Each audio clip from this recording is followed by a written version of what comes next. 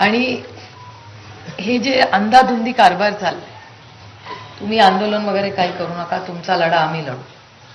मग तुम्ही अन्न सोडू नका, खरंच सोडू नका. माझी विनंती राहील गावकऱ्यांना, तुम्ही आम्ही सगळे ताकदीने लढू. बाप्पा या देशामध्ये ही गोष्ट कुणामुळे कळली तर बाप्पानी कळली. बाप्पा म्हणलं मी उभं राहतो, भाषण करतो. म्हणलं काय बोलणार?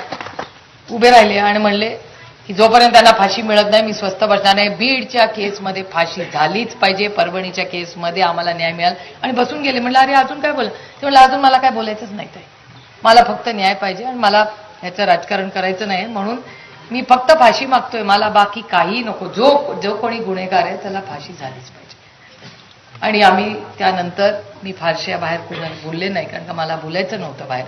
पण मला तुम्हाला हे पण स्पष्टपणे सांगायचंय की ह्याचा आम्ही दोघांनी बाहेर बोललेलं नाही. बाप्पा तुमच्या परवानगीने मी बोलते की एक 8 दिवसापूर्वी बाप्पा आणि मी आम्ही अमितभाई शाहना परत जाऊन भेटून आलो आणि त्यांनी आम्हाला शब्द दिलाय की ते जातीने लक्ष या विषयात घातील.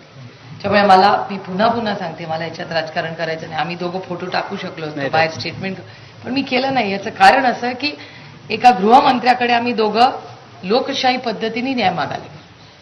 बाप्पा आधी भेटून आले होते, आम्ही परत परवा भेटून आलो आणि माझी अतिशय विनम्रपणे प्रांजळपणे त्यांना हात जोडून विनंती की बाबा ह्याच्यामध्ये मग पोलीस असू दे, अधिकारी असू, कोणीही गुन्हेगार असो, त्याची गय करू नका.